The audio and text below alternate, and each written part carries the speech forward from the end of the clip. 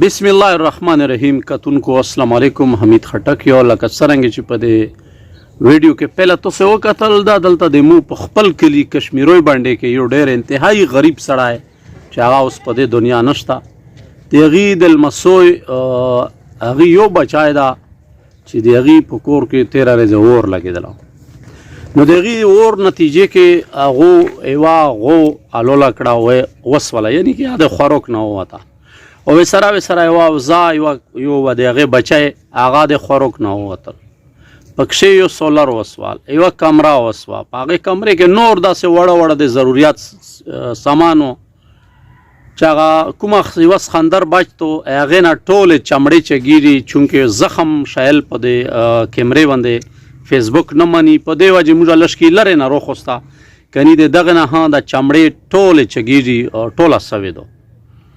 نو دا د هغې بچی سره نوسته اپیل کوو د مخیر حضرات نه که یاره لږ ډېر څوک مدد سره وکړو، ځکه چې سولر سټیپلیزر د کور ضروریات چې وړه څومره په کچن کې سامان و هغه ټول د دوی سوه ده.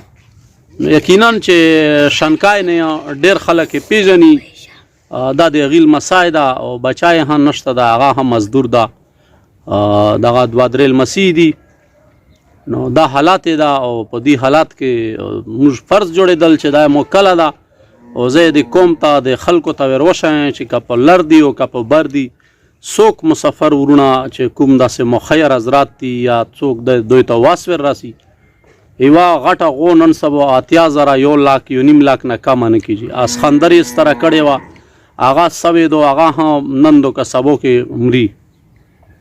او سره یوه اوزه او سره د هغې بچی یو سټیپلیزر یو سولر او بقایا د کچن چې څومره سامان و هغه په دې کمرې کې دا تیرونه پروته دي چې په دې زمانې کې یو سړي چت ته لرګوی وي نو هغه خپله پوه شه چې هغې د غربت په څه عالم وي. نو دا بچی سره نوسته. تو موبایل نمبر څه ده بچه؟ موبایل نمبر خو نشته. موبایل نمبر دې نشته؟ دا مو چې کوم کتونکو واتساپ نمبر دا په دا لاندې پټۍ کې لیدای شي، دغه ایزی پیسه نمبر دا، دغه کنټیکټ نمبر دا. که د چا هم واس راسي څه نه څه واس راسي تاسې 50 سل ان دوی بو مټ په سوټ شي. نو اپیل دی نه کوو او زه روان یم لایو سټاک ډایرکټر ته، که هغو نه مې چې ته مول په مد کې څه پیسې وې ته راستای شوې یا مې وې ته بل زنوار مې نه وخوستی شول، څه طریقه وې ته جوړوو چې هر څه طریقه وې ته جوړوو. او زه خپله منډه ترډه صرف او صرف د هغې الله د رضا دپاره وې سره وایم چې څومره یې مونه ویلی شي. نو تاسې من دې پرېږدم په تاسې سپاره چې یاره څوک څه نه څه مدد پې سره وکړو چې دا کول بیا هرچک شي. نورو کو د دې سره او رښتیا د دې سره د دوی مور چې دو هغه سوې دو، ښځه ذات ته زنانه ذات ته په دې وجې باندې مو هغې مخ یا د هغې هغه زخمونه هغه نشو دې ته شیای، ځکه چې یو خو زنانه دوی موږ د پښتو وطن ده او بل هغې زخمونه داسې دي چې هغه د کتلو قابل نه دي. نو ډېر تکلیف کې دي، دغه مورې دو وړه بچي دي، لمدولو پخولو یې څوک نشته.